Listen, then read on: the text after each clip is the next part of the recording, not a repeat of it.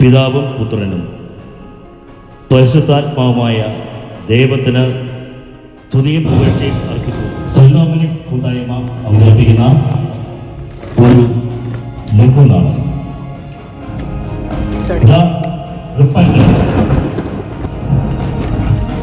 അവതരണം സോജൻ വള്ളിപ്പറമ്പ്. തിരക്കഥ സംവിധാനം ഔസേപ്പച്ചൻ തേനമാക്ക. മ്യൂസിക് ആഞ്ചല റോഡി, ആൽവിൻ സാത്തോ കൊട്ടാര.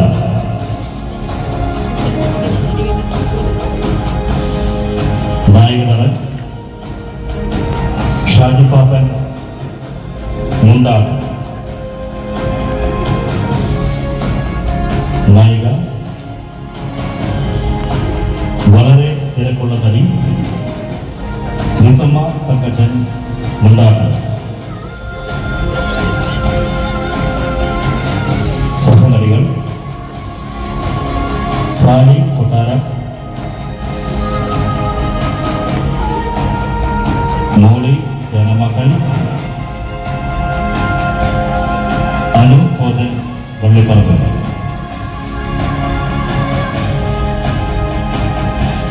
സഹനടന്മാർ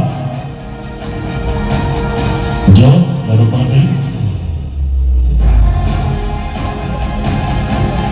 അപ്പു മുണ്ടാട്ട്, ചാവ് തിരുത്തെ, ജോസ് അടിച്ചിലമാക്കൽ, ആൽവിൻ സാത്തോ കൊട്ടാരം,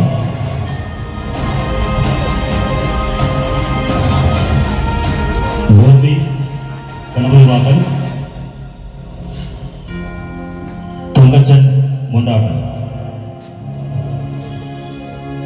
ഞങ്ങൾ അവതരിപ്പിക്കുന്ന പുതുമുഖ നടി ത്രേസ് കൊട്ടാരം.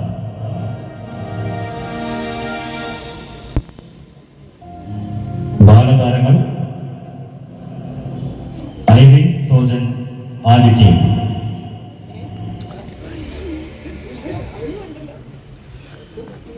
സംഘടന മാഫിയ ശശി. പിയാനോ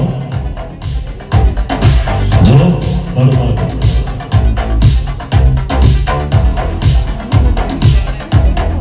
രംഗസംവിധാനം ജയ് ബാബുസൻ. ബുക്കിംഗ് തങ്കച്ചൻ പരേവറമ്പിൽ. ഫോൺ 04882255. അടുത്ത പരിപാടി നിങ്ങളുടെ നാടകം ആരംഭിക്കുന്നു. നായക നടി എത്തിച്ചേരാൻ 4 മിനിറ്റ് വൈകി. പ്രേക്ഷകർ ക്ഷമയോടെ കാത്തിരിക്കണം.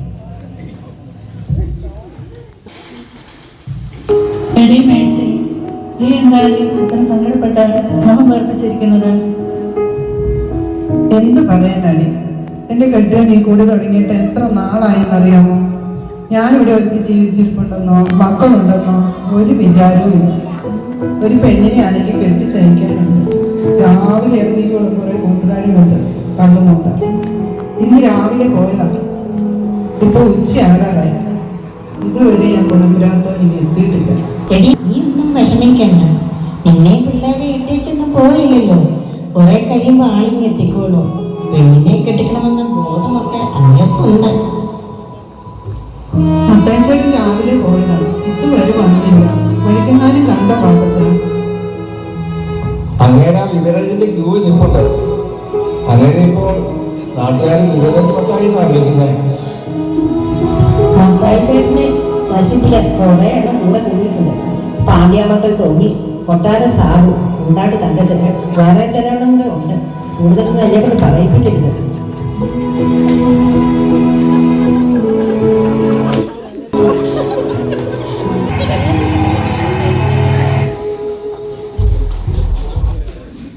ആരാണ് എന്നെ കൂട്ടിക്കൊണ്ട് പോണേ? എങ്ങോട്ടാണ് നിങ്ങൾ എന്നെ കൊണ്ട് പോകുന്നത്? അയ്യോ അയ്യോ നാട്ടുകാരെ ഓടി വരണേ, എന്നെ തട്ടിക്കൊണ്ട് പോകുന്നേ, ഓടി വരണേ എന്നെ കർത്താവേ. എന്റെ മേഴ്സി ചേച്ചിയെ, ഈ മുതലിനെ ഞാൻ കോടയിൽ കിടന്ന് കിട്ടിയതാ. ഞങ്ങൾ എടുത്തുകൊണ്ട് പോകുന്നു. ഇതായി തിന്നെ കൊണ്ടു നടക്കുന്നു. എന്റെ ഒരു വിധി ഇന്നും ഇത് കാണേണ്ടി വന്നല്ലോ. അപ്പം നല്ല ഉറക്കത്തിലാ. കിടന്നുറങ്ങട്ടെ, നമുക്ക് പുറത്തേക്ക് പോകാം. ശല്യപ്പെടുത്താൻ വിളിക്കുകയല്ലോ.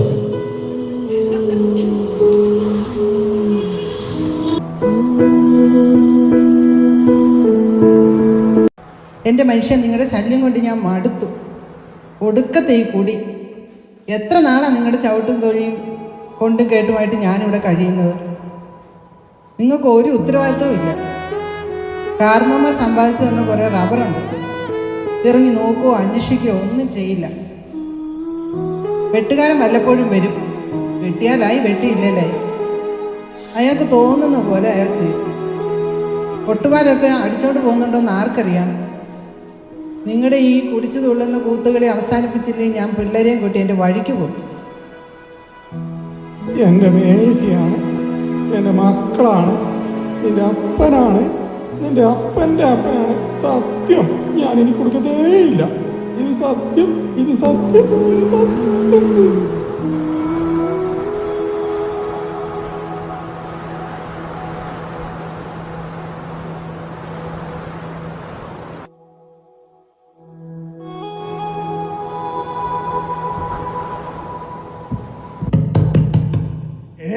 വാതിൽ തുറക്കണേ മൂദേവി. എടീ, ഞാൻ നിന്റെ കെട്ടിയോൻ പറയുന്നേ. വാതിൽ തുറക്കണി ഡാഷ് മോളെ, ഇല്ലെങ്കിൽ ഞാൻ ചവിട്ടി പൊളിച്ച് അകത്ത് കിടക്കും. അച്ഛന്റെ കെട്ടോള് പന്നി. എന്റെ അച്ഛന്റെ അച്ഛന്റെ അച്ഛൻ ഓടി നായിന്റെ മോളെ, ഓടി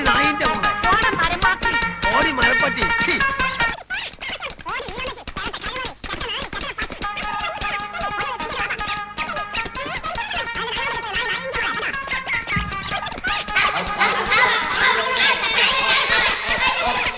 പിള്ളേരെ, നമുക്ക് അതുകൊണ്ട് വഴക്ക് അവസാനിപ്പിക്കാം. പിന്നെയാണ് കളിയൊക്കെ.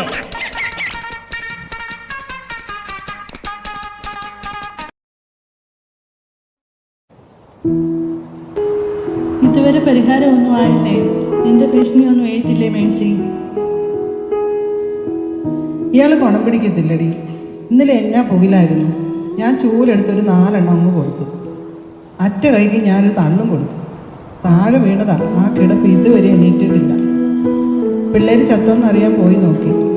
അവർക്ക് സന്തോഷമായി. അവരെല്ലാം കൂടി കളിക്കാൻ പോയി. എടി മേഴ്സി, ഞാനൊരു പണി പറയാം. പാത്രിപ്യാശ്രമത്തിൽ അത്യാവശ്യം വട്ടുള്ളവന്മാരെ ചികിത്സിക്കുകയും കുടിയന്മാരുടെ കുടി നിർത്തുകയും ചെയ്യുന്ന ഒരാളുണ്ട്. മാത്തുവച്ചൻ എന്നാ പേര്. മത്തായി ചേട്ടനോട് മിണ്ടണ്ട. ഞാൻ അച്ഛനെയും വിളിച്ചോണ്ട് വരാം.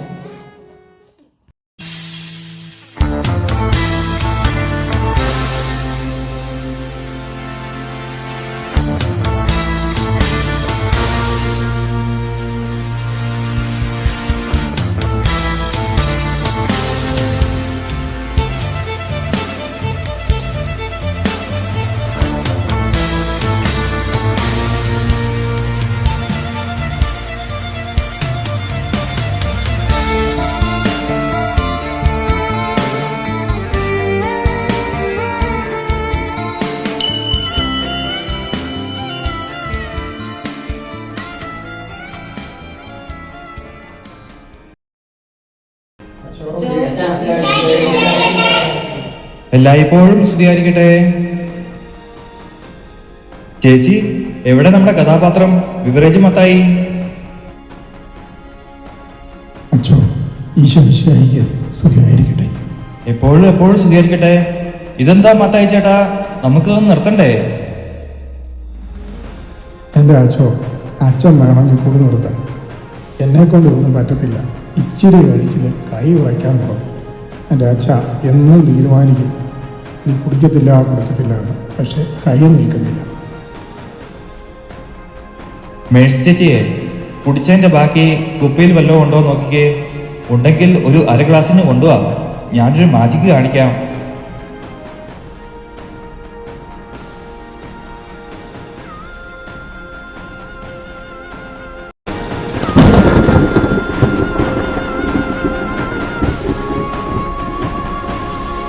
മേഴ്സിച്ചേ, മത്തായി ചേട്ടൻ ഇനി മേൽ കുടിക്കത്തില്ല. ഞങ്ങൾ ഒരാഴ്ചത്തെ ധ്യാനം നടത്തുന്നുണ്ട്. ഇങ്ങേരെയും കൂട്ടി അങ്ങ് വന്നേരെ. ബാക്കി കാര്യം ഞാൻ ഏറ്റെന്നേ.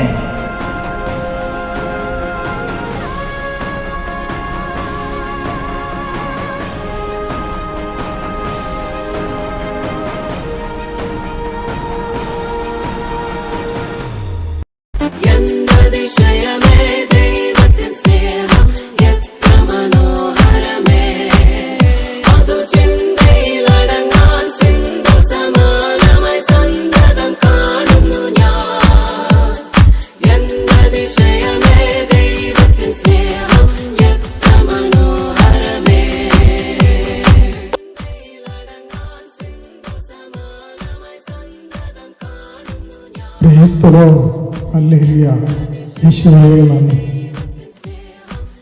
എൻ്റെ മത്തായിച്ചൻ ഇങ്ങ് എത്തിയല്ലോ. എന്തൊരു വരപ്രസാദം ആ മുഖത്ത്. ദൈവമേ നന്ദി. സാത്താനെ, നീ ദൂരെ പോ, എന്നെ തൊട്ടുപോകരുത്.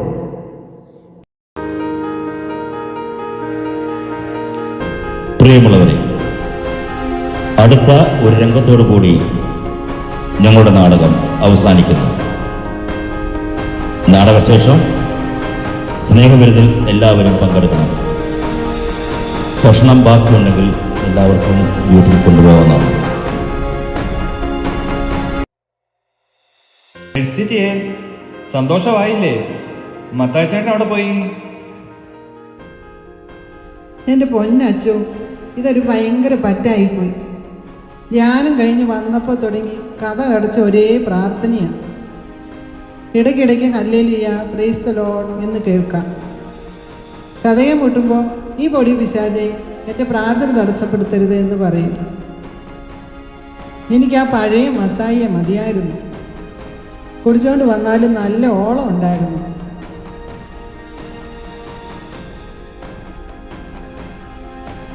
മത്തായി ചേട്ടാ, ധ്യാനവും പ്രാർത്ഥനയും മറ്റും ഞങ്ങൾ അച്ഛന്മാരെ നടത്തിക്കോളാം. ചേട്ടൻ ഭാര്യയും മക്കളെയും കൂട്ടി പുറത്ത് ഹോട്ടലൊക്കെ പോയി ഭക്ഷണമൊക്കെ കഴിക്കുക.